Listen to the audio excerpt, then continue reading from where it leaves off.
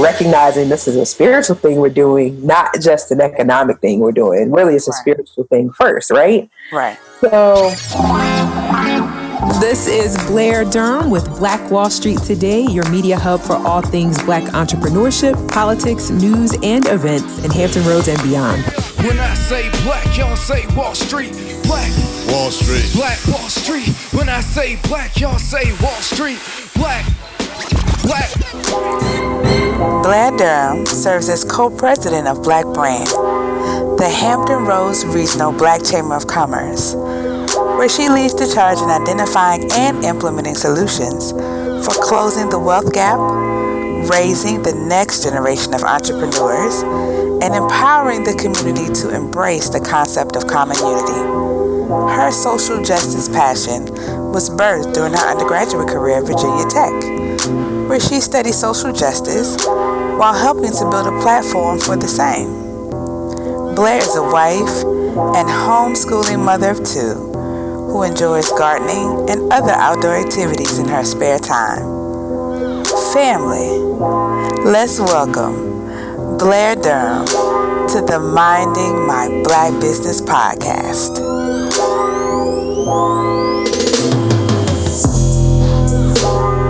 Welcome to Minding My Black Business. All right, family. I know I say this every time that we have a treat, but I'm always telling the truth. And so this time we certainly have such a special guest joining us today. And I'm so excited that she's here. And once I get into my questions, you'll completely understand why. But she has just been doing some big things, particularly where I am in the 757. And so we're going to talk about that for a little bit. But I have already started the interview, so let me pause and get my manners together. And welcome Blair Durham to the Minding My Black Business podcast. So welcome, Blair. Greetings. Oh, thank you so much. Thank you so much for having me, Dr. Taylor. I'm excited to be here. Oh, well, thank you for joining me. So before we get into all of my questions, can you introduce yourself to the family and then let them know where they can find you? Sure. Well, my name is Blair Durham. I am currently co-president and one of the co-founders of Black Brand. We are Hampton Roads Regional Black Chamber of Commerce, and we can be found on Facebook at Black Brand Biz, online or online at our website, www.blackbrandbiz. Is that enough info? No, that's it. That's it. Perfect. Okay. I mean, we're going to get into something. Yeah, that's perfect. And so what I'll do is I'll include those links when I do the show description so that people can follow those accounts and check out all the wonderful things that you all are offering, from classes to networking events to conferences to pitch content. I mean, okay, so clearly I'm a fan. So Blair, what brought you to entrepreneurship? How did this happen for you?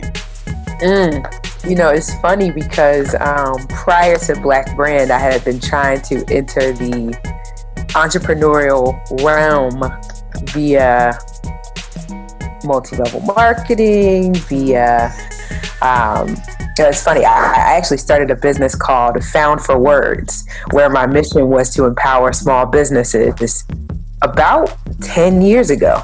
Wow. I had no idea it was taking me to this place, but I knew I had a passion for helping small business owners. I was always running into these, one-man bands yes, that were lacking in some significant ways. And I just felt like if I could add like a couple of key pieces to what they were doing, that it would support them and kind of help take them to the next level. And then to not really being supported myself. So like, how do I really be an entrepreneur? I'm going to have to like do it on the side. And that didn't always feel nice. So I'll say that, since undergrad, I have worked in education and counseling and in sales management, just always extremely passionate about people in general. And so when I met my husband back in 2014, wow, we had this immediate kismet. This energy was like, oh my goodness, we're supposed to do something together for the people. Like, we knew that the day we met almost. I mean, it was crazy. And then we were in this, we were in a, what do you call those things when you first start a job? What's the word? Like an orientation? Like an orientation. That's what it was. Okay. We're in orientation. And I'll just never forget, first of all the different things that had us there at that time. But then the things that went on that week, like these different activities we were participating in. And I was like, okay, all right, I get it. And so, yeah, we were pretty much engaged within a few months of that. And just resolute that we needed to do something for Hampton Roads. He was really, really frustrated with all that was going on. And I was just this little fireball, like, oh, there's so much we can do. And I was thinking about my experience at Virginia Tech and how much we were able to do there on a voluntary basis, you know what I mean, to help kind of manage some of the social ills. And I felt like, we can start something. And so first we just started kind of a think tank to discuss the issues and find out what people were already doing. And that launched in January of 2016. Okay. We were meeting monthly, and that was pretty cool. But then once we realized, it's this economics piece, we need to hit this hard. We assembled a group about this time in 2016. We were asking questions like, well, first we had a couple presentations, and then we were asking questions like, what happened to the last Black Chamber? I put forth a strategic plan. People were like, we need to run with it ASAP. And Black Brand was born. Yeah. And so I'm an entrepreneur in the sense that I'm working full time for myself. Right. However, we're the community's organization. You know what I mean? Right.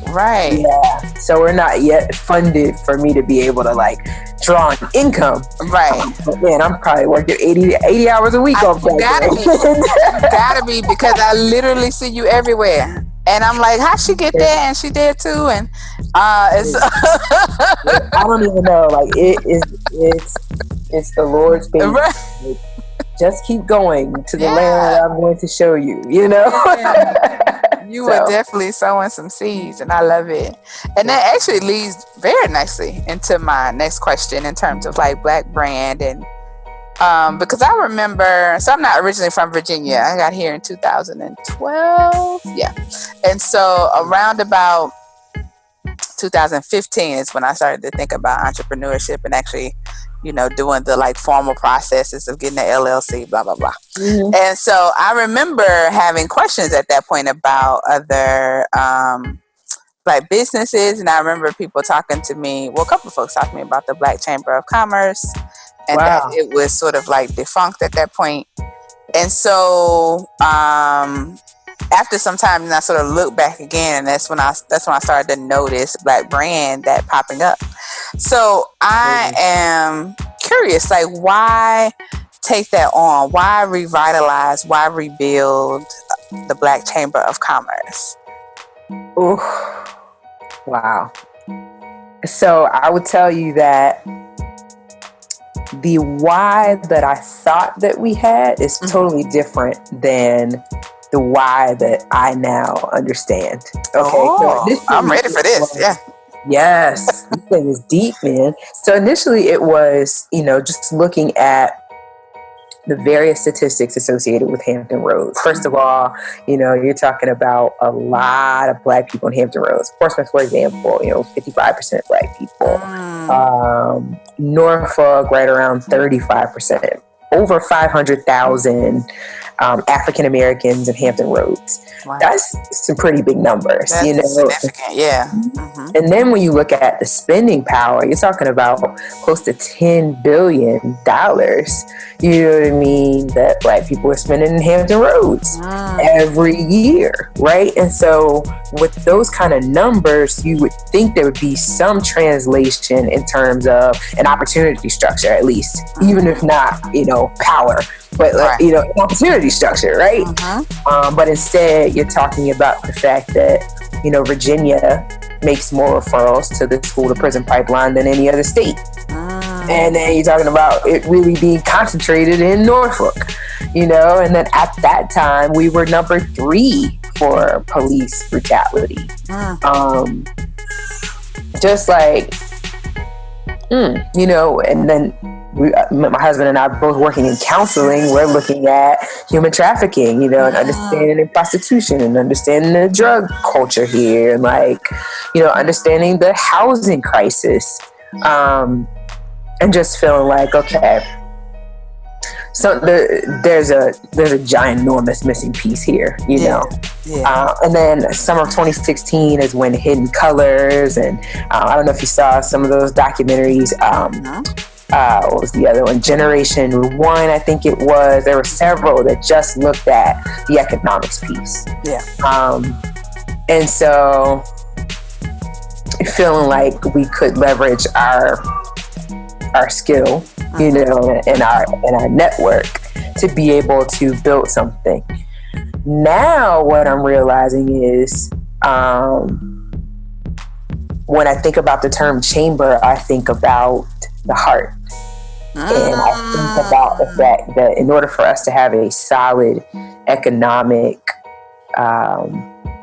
network or structure or basis, we need we've got that those valves are leaky. We are ruptured in ways that there's a lot of fingers that we can point at, they're doing this to us, and look at how they're portraying us here, and look at look at this institutional fill in the blank, right? But the reality is, until we manage our internal workings, there's not going to be anything that's going to fix it. You know what I'm saying? I'm just looking at, there's an African proverb that says, when there's no enemy within, the enemy without cannot harm you. And we have a struggle internally. Right. I'll give you an example. So our focus for 2018 has been collaboration. One of the focus is how do we partner with, with organizations, with individuals that are already invested in this work, to further our reach. You know what I mean? We want to demonstrate to the community solidarity with regards to what we're building. And the fastest way for us to grow really is to partner, to lend our support to people that are, to say, hey, we're here, we're doing the same thing. I'm on board with that. Yes. Well, we went to go collaborate, and we received a very threatening email that essentially said that, unless Black Brand does this, then we're going to do this to Black Brand. What? On these grounds. And I was just like, oh, I get it now. You know what I mean? There's a thing. Yeah. You know what I mean? Another example, when I look at how we engage with social media, those of us that are self-proclaimed, conscious people, just going in on one another, and I'm just wondering, do we think that that's the best use of our energy, right, in the fragile state that we're in, right, or are we really, really wounded and sick and don't realize it? And don't realize that's the fastest way to nullify our efforts. I think, and this kind of highlights the conversation I was having. So the conversation around sort of being in the world in a scarcity mindset of feeling like there's like constant competition, and then I have to do things to either make my light shine brighter or knock someone else down, because there's only a certain number of pieces to the pie, and that feels That's a dangerous space to be. Like, what happens when all the pie is gone? That's a dangerous space to be. So I can certainly identify with what you're saying about what it means to have something that is not well within. That the way in which you look at the world, it feels like constant competition. But yeah, so that's terrible. That the response that you all got was to sort of constrict you. Or to silence you. But it's helped to inform this newfound perspective about why we have to exist as an organization, right? So I guess I'm always in a place where I am defining and redefining our value proposition, right? So people are asking, why would I become a member?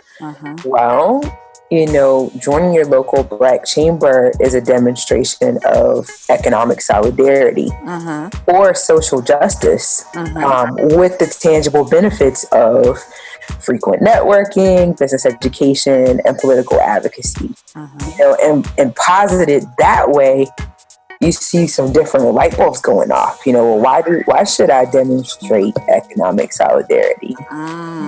Well, when we do that, then we can take our dollars, our voice, our agenda to the next person to say, here's what we want to see happen.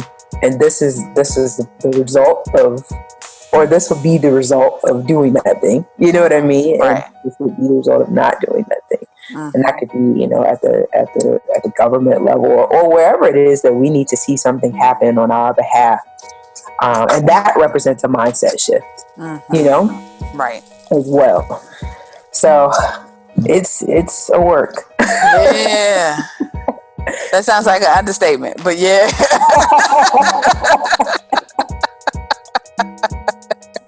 It's work. Yeah. In all of these things that I have seen tied to you, one of the things that always sort of is very striking is your love for your community. And your love for us, frankly. I mean, it just is very, very clear. And so what has been like the most surprising thing to you in terms of like feedback from the community as you go out and do these things? You know what? So I gotta shout out this work that we're doing at Booker T. I like to put together events where there's like 2 or 3 layers of benefit, right? So that the user is receiving a benefit, the provider is receiving a benefit, the people that are watching are, you know what I mean? Like, because then I believe there's this confluence of energy that can be transformative. Because again, recognizing this is a spiritual thing we're doing, not just an economic thing we're doing. Really, it's a spiritual thing first, right? Right. So when we started the entrepreneur mentorship program at Booker T, we launched it with a fair. And the fair was, it was like a half-day event at Booker T. We first had an assembly for the members of the senior class. Yeah. And so the students were able to come in and they were able to receive training from the city of Norfolk about how to turn their hobbies into a business.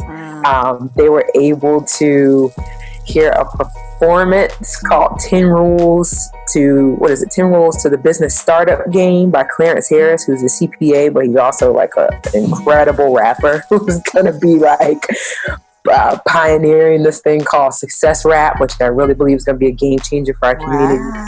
And then they were able to hear from one of their alum, who was Don Carey. He's a NFL player / real estate investor. He is a best-selling author. And so that kind of got them ready for the fair. Right. And, when they got to the fair, they met with about 40 business owners Black business owners, right, having all of this tremendous success in everything from law to, food and beverage to education, public relations, finance. I mean, we even had, and this is one of my favorite entrepreneurs to point to, Tally and Twine. You know what? This is so interesting. So, Randy, so I interviewed Randy a few episodes back, and he referenced this event, the one that you're talking about right now. Wow. I'm gonna tell you what he said, but it was very powerful to him. So that was the thing that I was going to say, right? You knew the students were going to get something out of it. Right. You know what I mean? But what the Booker T staff got out of it, what the business owners got out of it. You know what I mean? Folks were like moved. Yes. To like tears and the realization that, wow, I'm more than a business owner. Right.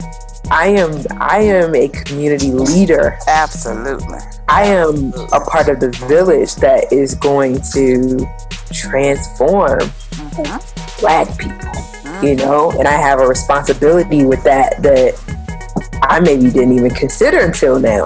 You know what I mean? Right. So crazy. That's crazy. It.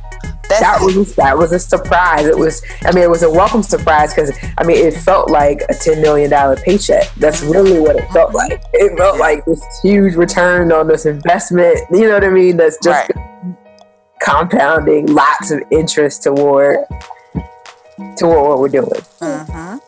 Yeah.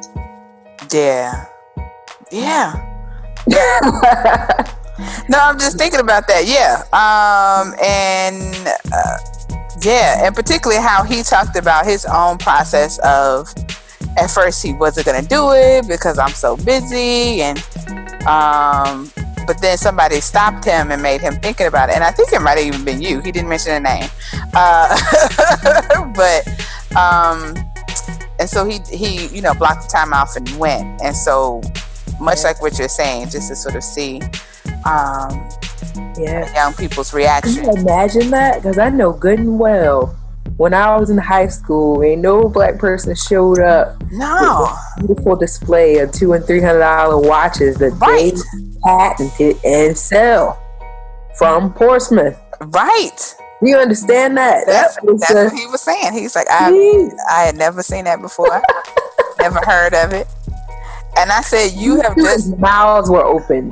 Right. Not just at him, in general. You know what I mean? Right. Professionals there, folks don't know.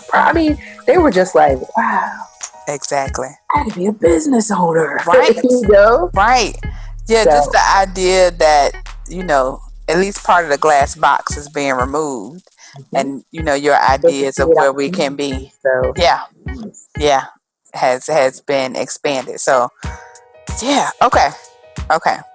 So this also leads nicely to my next question. I promise you, I haven't shown you the questions beforehand, but you are tying these in quite nicely. It makes it so easy for me. But a few weeks ago, maybe even 2 weeks ago, maybe a week ago, your fundraiser just ended. Your boss fundraiser ended. And can you tell us about that? Because I think that's connected to what you were saying about the and then what happens next now that this is wrapped up. Yes. So we put together a fundraiser for the So You Think You're a Boss competition at Booker T. And really the primary goal for the fundraiser was to raise awareness that this is something that's happening in the community, and to enlist community support, even if it's just by, liking pictures and video to this initiative, so that we can then take it to Dr. Boone, who is the superintendent for the city of Norfolk Public Schools, to say, hey, look, there's major support for what we're doing. People want to see this happen. Right. And so the cool thing about it was we raised via that mechanism, we raised exactly enough for what we had told the students we were going to give them in terms of what they would win, right? Wow. So $1,750. I think we raised like $1,721. It was crazy. I was like, wow. So we were able to award the $1,000 to the grand prize, plus the $500 to the second prize, plus $250 to the student who demonstrated the best sales skills, who sold the most tickets to the event. Gotcha. And so what we're doing beyond that is we're reaching out to folks for corporate partnership. Because when we put this event on in the fall, I've actually already submitted the dates to the school for the next entrepreneur fair, and then the dates for the mentorship series, and then the final date for the So You Think You're a Boss.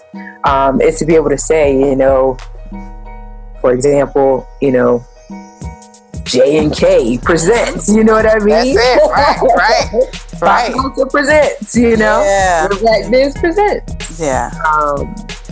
This event to demonstrate. And one of the things I said to the students as we were closing out, because I read all the names of the people that supported them, and I said, this is a village effort. These are your stakeholders. These are the people that got your back. They want to see you do this. And they're not just here in Norfolk or here in Hampton Roads. These folks are all over the East Coast. So you got donations from as far as New York and California. You know what I mean? Beautiful. Yeah. People get this. Yeah. And this is a huge deal. And I think they felt that, like, wow, I am doing something meaningful. So yeah. So the fundraising continues. Okay. We, like I said, the goal is to see this event be fully funded semester after semester for these students, and then to expand it to other schools in Norfolk, and then other schools in Hampton Roads, and not just high schools either. Students can start businesses in elementary school, middle school, right. And then another thing is we like to see Booker T become an entrepreneur academy for the city of Norfolk, much like Kempsville High School in Virginia Beach. Because Booker T. Washington was obviously an advocate for small Black businesses, founding the National Business League, and all of the work that was done there. It just makes sense that folks from Norfolk, the city over, should be coming to Booker T to learn how to start and run businesses. So that's kind of the big picture for the program. Okay. Oddly enough, today is Dr. Margie Stallings' birthday, who is the very innovative principal at Booker T, who allowed this to happen. And I'm just so grateful that when I happened to meet her very randomly, my mom was just like, hey, don't you guys want to come to one of our alumni events? And we were like, oh, sure, there's gonna be food. Great, we'll go. That thing was packed. They had about like 80 alumni. And Dr. Stallings was there, and I had a conversation with her. We met the following week, and the entrepreneur fair idea was born, and she was able to do it, and so that is nothing like when two great minds meet and the energy is there. Yes. And the follow through, because that's there was many meetings since then, and I'm just grateful that she was open to adding another thing to her plate. Absolutely. As the CEO of that building, she's managing a lot. But she's like, no, we have to have everything that our students are going to need, and I truly believe this is the thing that our students are going to need. Absolutely. So, just grateful to her. Shout out to Dr. Stallings. Happy birthday. Yeah, happy birthday to her. Happy birthday to her. Yes. So how do you, Blair, how do you manage it all? So entrepreneurial burnout, that's a thing. That's for real thing. And when you are a pillar of the community, it can sometimes feel like there isn't space to take a pause or take a break or a timeout, because people are sort of looking to you like, what's the next thing, But how do you do it? How do you manage it? Well, I can't say that I'm managing it well at present. I think that's a good question, because I do struggle to manage it in a way that honors everything else, because it is something that I'm passionate about. Right. It's like, it doesn't feel like work all the time, so I can just pop in and out of working, I know exactly what you're talking about. I have to be very intentional to say, I'm not using my phone today. You know what I mean? Or I'm blocking out this number of hours, or this number of minutes, or this number of seconds to not do work. Yeah. And part of it is that this, for me, is not just work. It really is a ministry of sorts. I believe anything that you're doing in the space of justice has a ministry component, and so I want to make sure that I'm honoring that with what I have. Now, I haven't gotten to the space of burnout yet, but I have definitely gotten to the space of not appropriately delineating boundaries, which could lead to the space of burnout. Yeah, easily. Yeah. Right. That is hard. Especially if it's like a burden to do it, and then right. I sometimes feel like there's a direct relationship between what we can do and what we're going to see on the news next month. You know what I mean? And so it's like, and so mobilizing a group to help with that is a whole different piece of it. You know what I mean? And then I'm managing my emotion around some of the things that we talked about earlier. The internal struggle, the internal community struggle to be on the same page without hurting one another. Absolutely. Intentionally or unintentionally. It's like, so yeah, there's something there. Yeah, you just said a lot. So I'm just sort of sitting with that, and I feel like that's probably a whole nother conversation. I honestly feel like there's been some preparation in me for this. People say, you study psychology. Oh, you studied counseling. Oh, you worked as a counselor. You know what I mean? Right. And this does not seem related, but again, as we were saying, we're talking about a mindset shift that has to happen, right, in our community, and and understanding of what that is all tied to the extent to which we can be effective as an organization. Right. And so, yeah, I can definitely see how counseling and psychology would help you in your work. And understanding behaviors or getting more context, and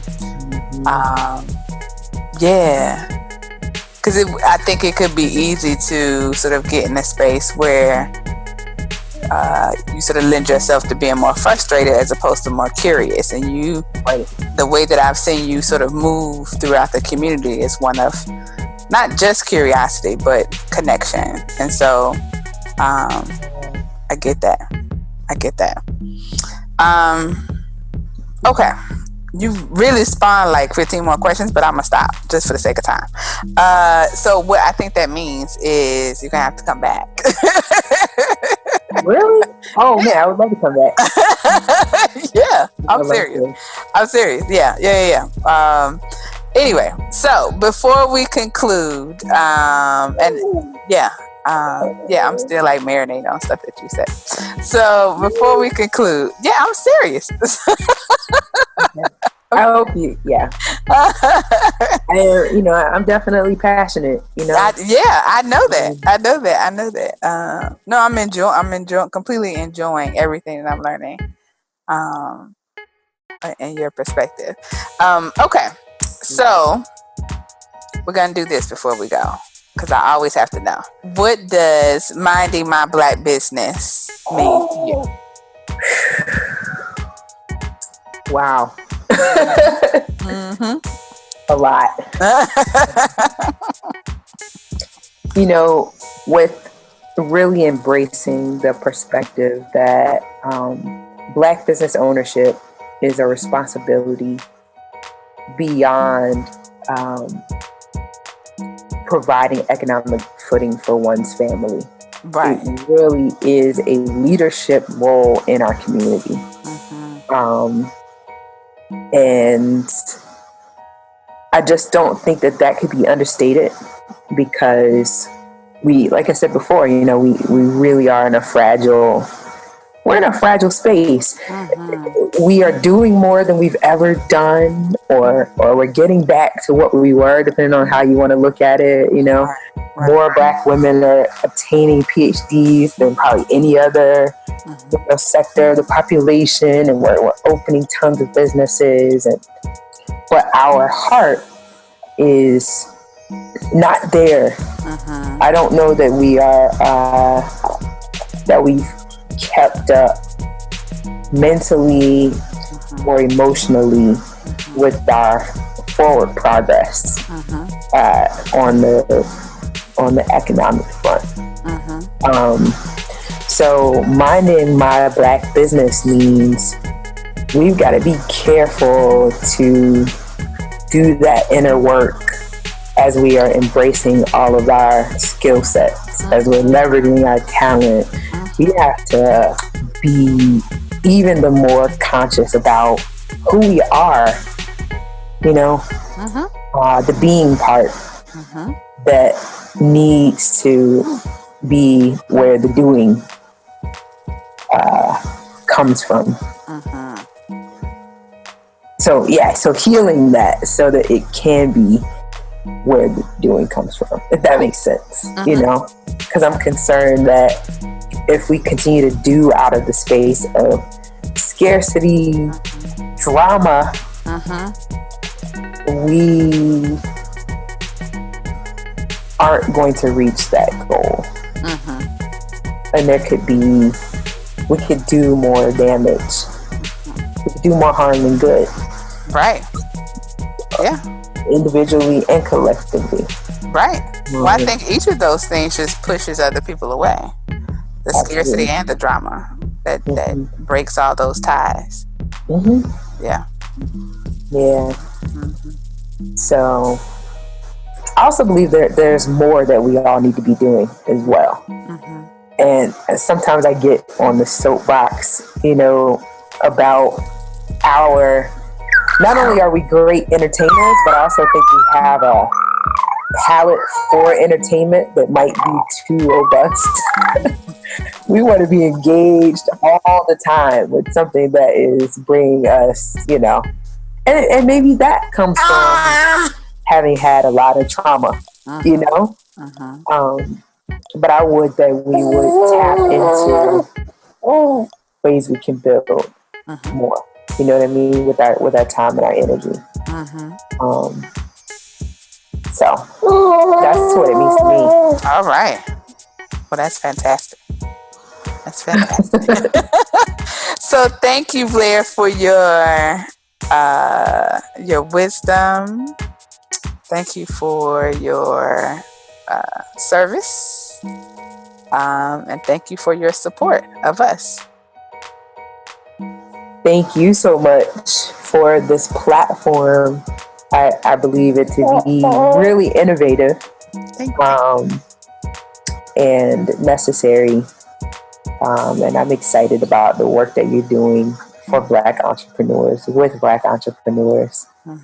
Good grief. You have carved out a beautiful niche. Well, thank you. I truly appreciate that. Yeah.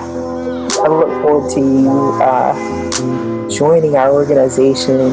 We need you. Yes, ma'am. Yeah, we need you. So if you want to know more and you like what you heard, don't forget to like, subscribe, and comment on the podcast. Also, follow the movement on our website, mindingmyblackbusiness.com, and on our Facebook and Instagram pages under Minding My Black Business, and on Twitter under Minding My Black Biz. So peace and blessings to us all, family. And when you're out there and they ask you what you're doing, let them know that you're minding my Black business.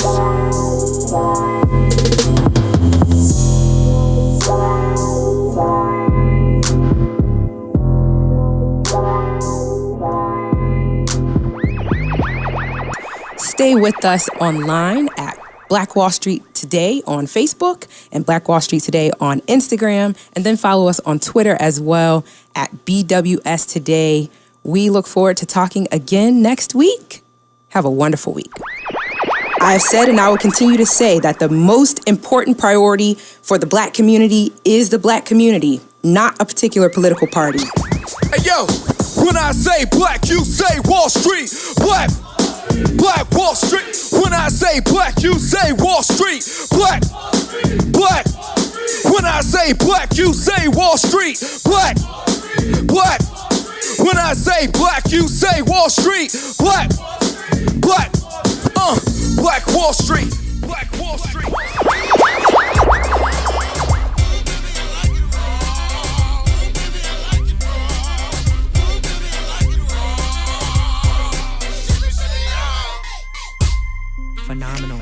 Phenomenal.